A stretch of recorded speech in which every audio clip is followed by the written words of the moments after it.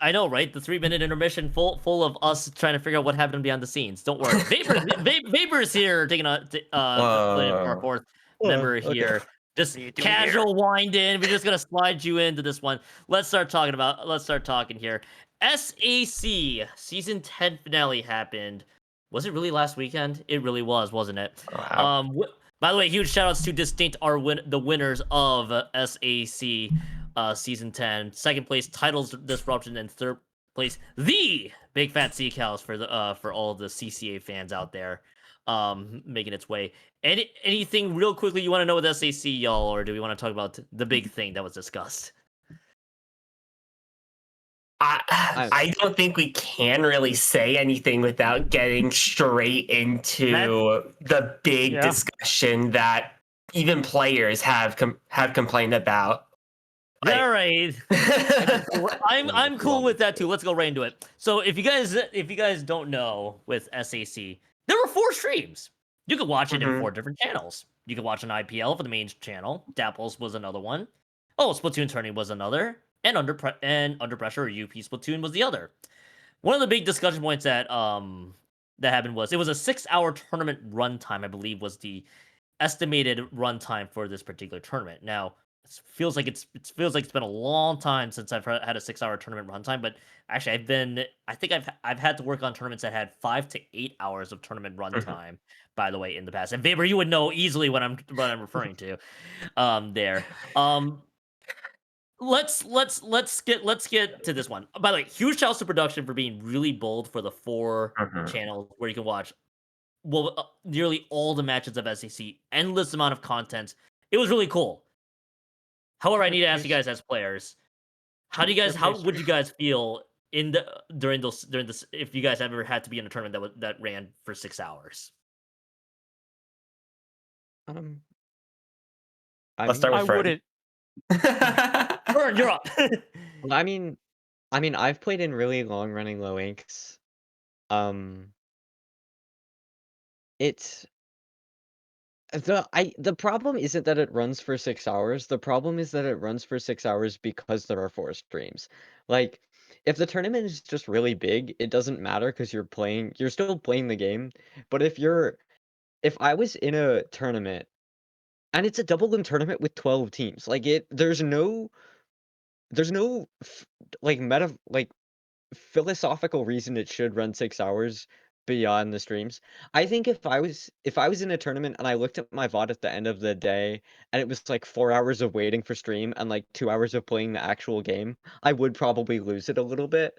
Um, like, I don't know if I mean, I think if you're going for the multi-stream thing, like, you kinda have no choice. I wonder if maybe it would've been wiser for them to just make it 2 days long, and, like, then you don't have to do everything at once. I think, like, to speak on, like, other esports, like, I think when you see larger esports like Valorant, for example, will they s Masters Toronto is happening right now. Every single game in Masters Toronto is streamed, and they've done that by spreading the tournament across, like, literally, like, 3 weeks or something. It's so long. Obviously, we wouldn't do that to that extent, but I kinda wonder if they just made it a 2-day tournament and done, like, some winners matches, some losers matches. It might not have been as a crazy runtime. Like, 6 hours, it's like, okay, you played Splatoon for 6 hours, but you didn't actually play Splatoon for 6 hours. You played, Mhm. like, Open or something for 6 hours while you waited for your, like, 2 matches to happen, and they were both game 5s or something. So, like, yeah, I can see how that would have probably been frustrating for a lot of players, definitely. I feel like it goes back to the age-old discussion of, do we really need to have all of our matches be streamed at the cost of, dragging this out longer and keeping the players basically like, well, we really just gonna be waiting for just because Street Match B was happening in winners bracket while we're saying losers saying we just want to get past the tournament. I feel like that's just gonna keep adding more fuel to that discussion in general. But then it also goes back to the whole discussion too of, we would love to get as much coverage as we can of the tournament as possible, so it feels like there's always a battle that you're gonna have. Yeah. So something that Hammy brought up on his own podcast, Critical Inking. I made a post about that myself. giving my own opinions. And one thing that Hammy expressed during that is the SAC staff focused heavily on the actual visuals and the value that it can give the viewer, but without really telling the storylines or the emphasis towards the teams and players, which ended up costing a lot of which had the players not feel like they were invested enough in their own promotion for the event, and the viewers didn't have enough story to follow off of it. That's exactly where I wanted to go to as well, because us as spectators and especially as commentators, because we love to tell the stories to you all. You know, I love to. If you guys listened to me before, is everybody wants to hear like the story or like the players to look out for in like head to what did SAC do? They did head to head, I believe, was the graphic display for the stats they displayed. There was another one I'm completely blanking on. Someone's gonna have to jog There was a my memory highlight on and a that head one. to head. I could say Was because okay. I was on the production for that one. Well, I was one of Yeah. the streamers for the day. But thank you for confirming. Yeah, it was the highlights. I knew I was missing one aspect of it. It kind of felt like, so a lot of it, and I've been in a I actually had helped TO the tournament that had a long run time, because we also wanted to try to stream every match as we could, and that just ran so long. It's like it feels like we have to balance out like what do the spectators want versus what the players are willing to deal with. I feel like that's just going to be an age-old discussion Yeah. that's going to be so hard to solve. Yeah, especially when you get to stream pathing as well, where in some cases they ended up streaming or the same channel ended up streaming two lower bracket matchups in the same round, where at that point you're basically throwing off what you would regularly have, which is just like one matchup per round per stream, which would take less time. We could probably cut, if we just did round by round across all the streams, we could probably cut that time down to 4.5, maybe 5 hours. But catching all of those in multiple rounds, that's kind of what extends the time so long. I have something to add here, and honestly, the idea of having 4 streams isn't new. I know we did it for the Splatoon LAN championships back when we had back in like April. I already forgot, and I was in there. Great. Anyway, but like it's ambitious because you had 4 streams. We already talked about the story part, and in that, like we didn't give. I feel like there wasn't a reason for people to watch all 4 of those streams because we just didn't have anything to tie those matches to say, hey, come watch this. These 2 teams are gonna beat each other up, and not much else. Whereas with like the Splatoon LAN championships, it was like, all right, the most obvious that comes out in my mind, and probably y'all's mind too, is here's Arizona, here's Texas, here's Houston, here's H-Town Splashdown, here's Sunset Surge. They're about to beat each other up. Go watch this. And then we have other tournaments throughout this, or other matches throughout the stream, in which all of them have their own unique stories. I feel like a format like that, where you have multiple strings going on at the same time, is great if you have a reason for people to go watch them. Because obviously for me, if I hadn't been already involved in the big thing where we just like went around covering every game, but I would have went to go watch that H-Town Splashdown versus Sunset Surge match because, like, well, yeah, I'm a Texan. I want to see Texas do well, but then I have a reason to go watch that other matches, and that's what I think happened here. It's just like it was a little too ambitious. I think for me, the most impressive thing about the fact that there were 4 streams was that the 4 streams were like, it was the IPL channel and then the Dapple Productions channel, and then I don't remember what the other 2 were. I think it was Splatoon Tourney, and then like one other Yep. one. And I looked at that and I was Under like, oh my god, they Pressure. talk to each other. But uh yeah, it's I would always, I mean, as much as I think stream production value is really good for legitimizing ourselves, I I'm like a person who would much rather watch a Chara cast where the only production value is white text in the bottom left corner that says the score, because Chara is just really good at casting and presenting the tournament, and he knows, like, if he's casting top level, he knows everyone, and he can talk about them, than, like, a random IPL stream where, like, where the transitions are really clean or something. That you have.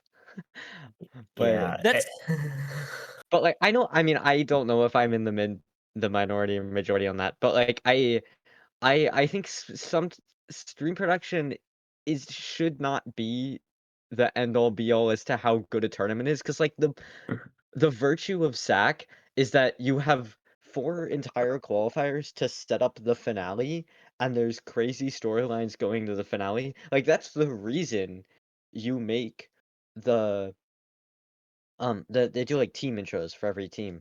There's, like, 12 of them. They did it last season. Like, in last season, there was, like, I played SAC Season 9. I was in, playoff, like, finals for SAC Season 9. Um, there was, like, the big storylines were, like, is anyone actually gonna be able to beat Chocolate Milkshake? We beat Chocolate Milkshake in qualifiers. Is anybody gonna actually be able to beat Chocolate Milkshake, like, for real? And then at the end of the season, as, like, and then Cafeteria went on a run, and then, like, Trick of His Jones, Vapor, um, who literally only played, like, 1 qualifier or something, just, like, crushed everyone in like, you played 1 or 2? I don't know how many you played. Well, I think we played all the You played qualifiers. all of them, okay. We just did not have a good performance at all. Got it, okay. Right, because like, I think you got into finals, like, not that high seeded, and then you just, like, blasted everybody, Mhm. and that was also, like, kind of the underdog run, and it's like, the point of SAC is that all the mid-level teams get to, like is that you get to determine, like, the best mid-level team, and, like, that's the storyline going up to it, and it's like, I don't care if we're doing Dapper Productions ads on the stream, like, that's not why I'm watching the tournament. that, that's actually a big point here because yeah, there were 4 streams for LCS or League Championship qualifiers, or excuse me, I'm getting Land, the land right? championship. I knew the minute I spoke that I spoke that I got it wrong. Falco's gonna burn me at the stake later. It's But the over for point, you. yeah, it's over for me. No, LCS. The reason Nito hit, I feel like Nito hit the point exactly was it's people had reason to be invested because it was what a bunch of land support too. You got people that were Mhm. invested in H Town. You got people that were invested in C who were part of CBEL. That felt like they could be one with the It's team. You also literally a region matchup. it's a Yeah. That's all it regional is. it's a regional battle exactly. And I applaud SAC for really trying what they did. The head to head and the highlight packages were all genuinely cool. I feel like we do definitely need a lot more of it.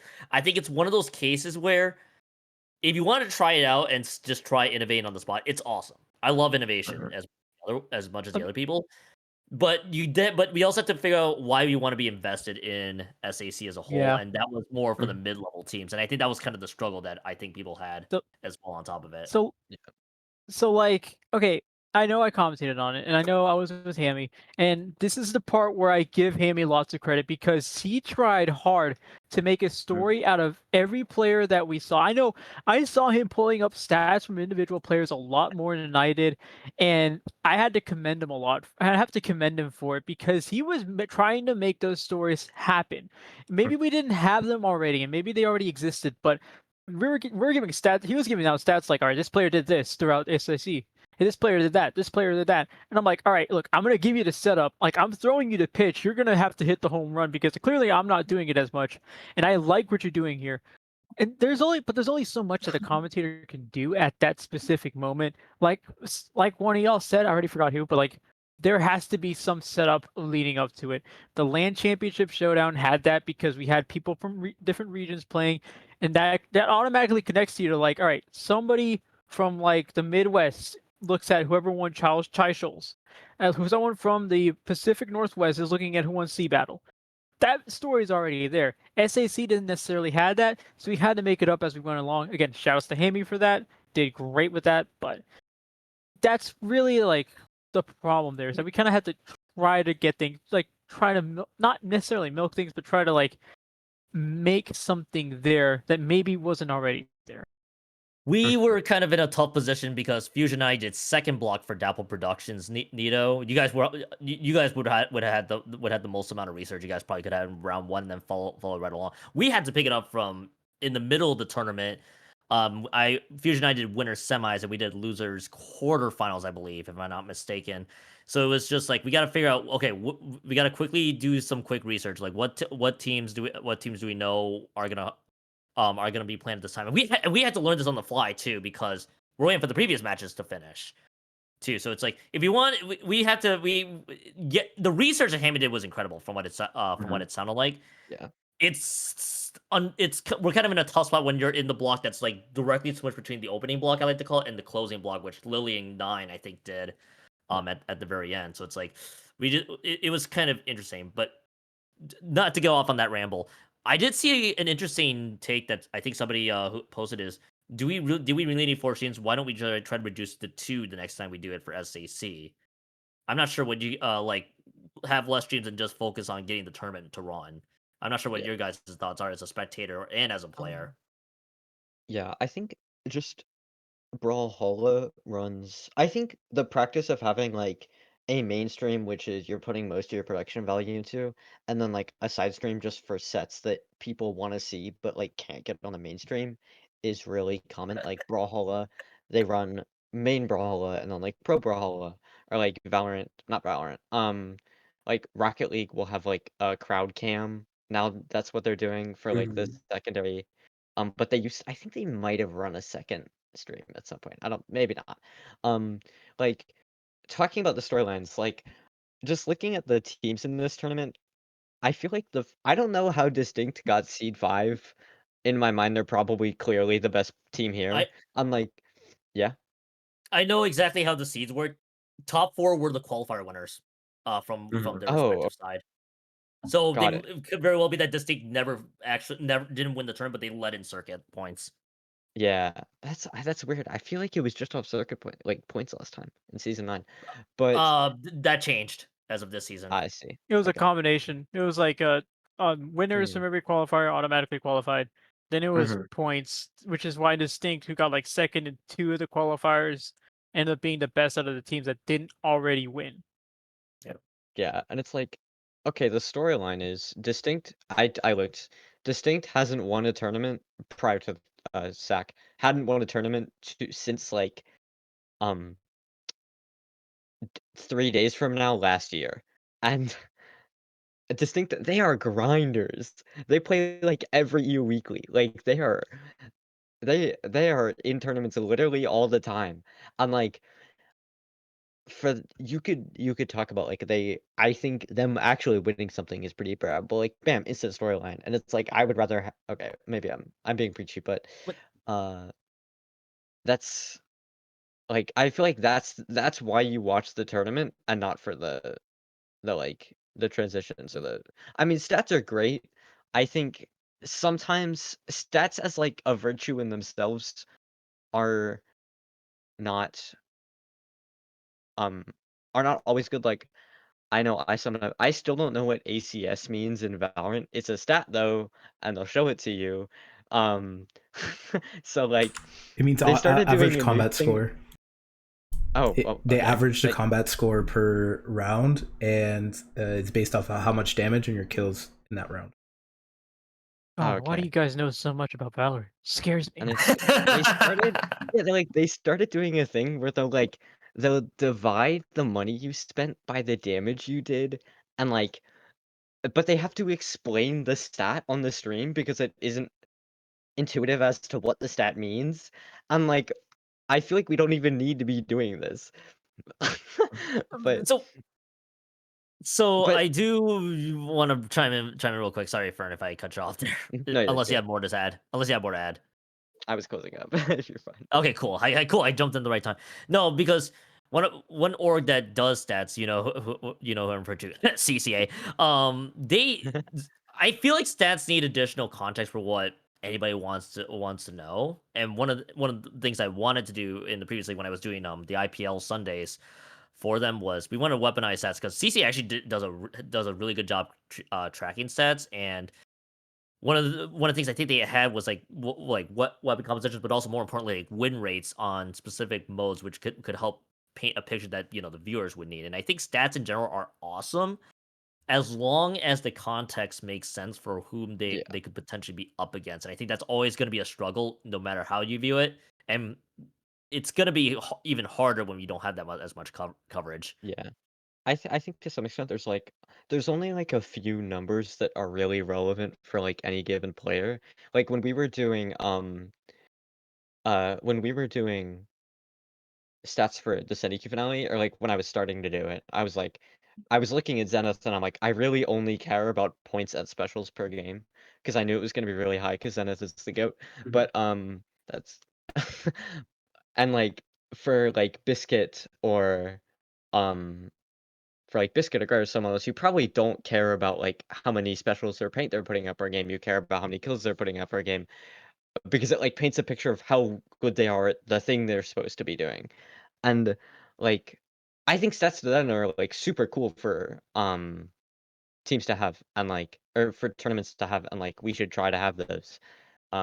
It takes a lot of effort, but like we should still try to have those. And like CCA is kind of insane at that from like the little I've seen of CCA streams. So good job, You y'all. should you should watch more. There's totally no bias coming from me. No, Yeah. but no, they supplied like oh god, it was win percentages for modes. And that was the one I've always used when I worked with Zach back in the qualifiers way back when. We both used mode wins to our advantage because it was probably the easiest way to paint. Okay, they in paper should have an advantage if they advantage with this particular mode, especially based on the qualifiers. But the question is, will they execute? And I know with positions they have it's ultimately going to depend on it's specials. Are they good at getting KDRs? I think I saw, which was kill death ratio, from what the abbreviation was um for what I saw from the head to heads. But it ultimately really does come down to is the context matters overall for that. But I feel like they SAC honestly did a great job in innovating as much as they could. If anything, that this was a good trial for them to just try it out for something like SAC, even if it came at the cost of every player that participated in it. It felt like, but I think it's really a step up for people who are paying attention and realize, oh, the production value is insanely high. Yeah, I want to kind of bring this back a little Sure. bit more about the telling of storylines, because like again, going back to Hammy's episode of Critical Inking, I made a post on both Blue Sky and Squidboards about my opinions and what I kind of took out of that, where in low level, especially with low ink, they've done with IPL, they've done a good job at creating the low ink pre-show and inviting players from teams up onto the stage to ask a few questions. And then most of the time, one of those questions ends up being, who do you want to go against? Or who is your biggest rival?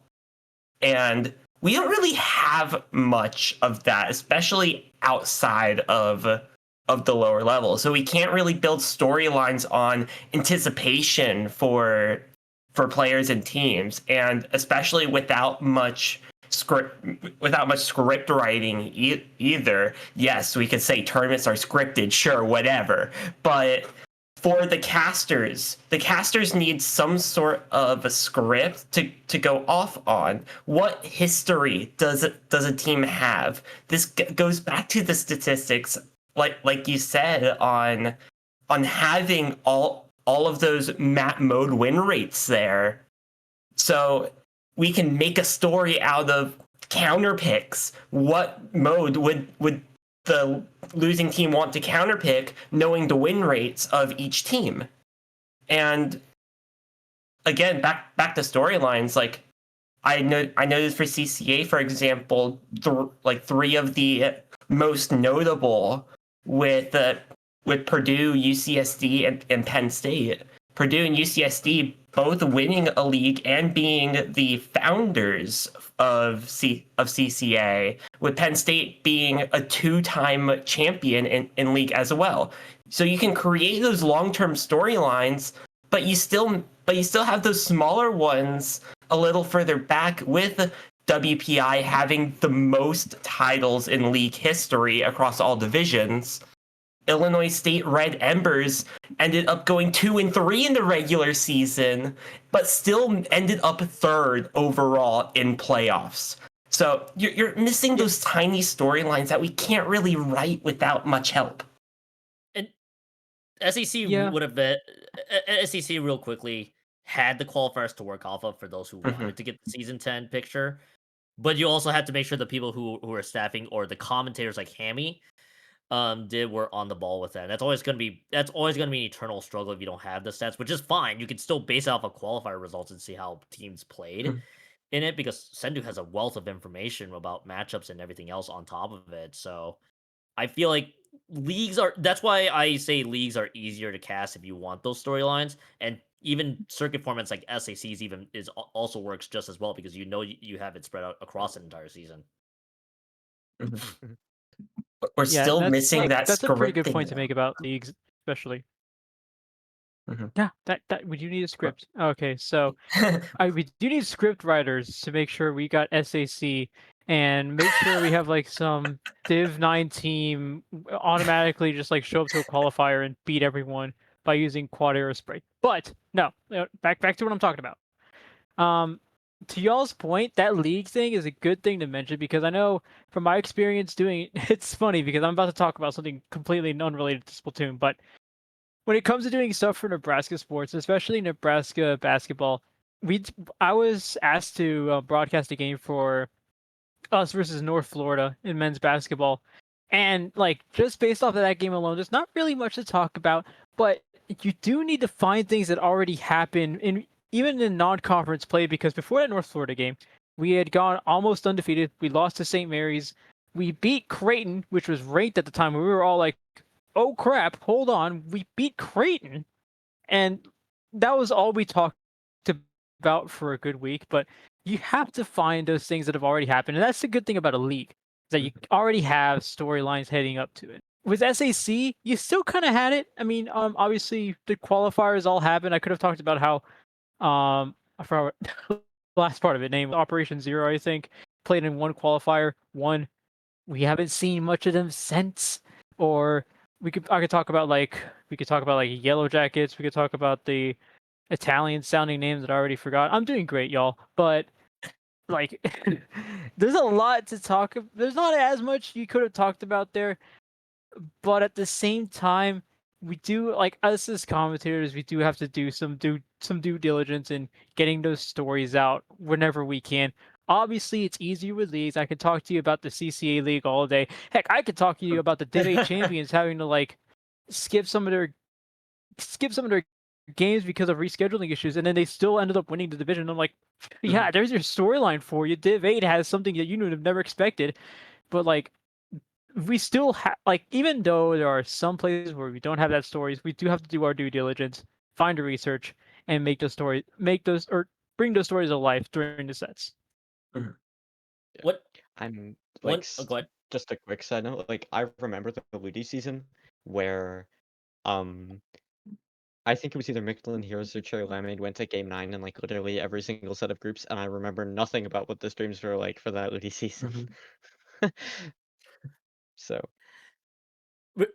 Real quickly, I do want to touch on one thing. The developing story that only did happen in SAC that Fusion and I went home about, and this actually is directly related to SAC and not a production.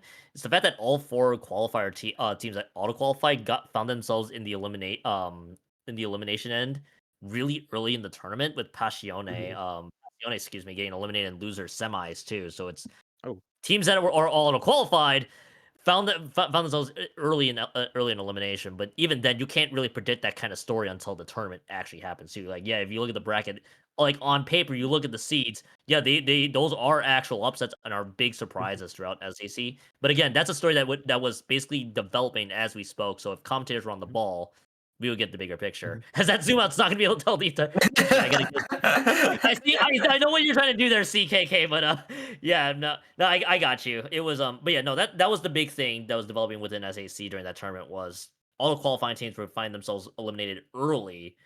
But we had to be right on top of it. 9 actually was giving us cues that the top 4 teams are in losers brackets. Like, wait, what? And it turned out, and then I looked at it, I was like, oh wow, you're right, actually. Yeah. They all lost their round 1 matchup, which is technically round 2, but still their own round 1 matchup. And they're all gone in losers and facing each other at that point. Yeah. It literally is Masters Toronto. Like, that's same thing happened. But yeah, that is kind of a crazy storyline.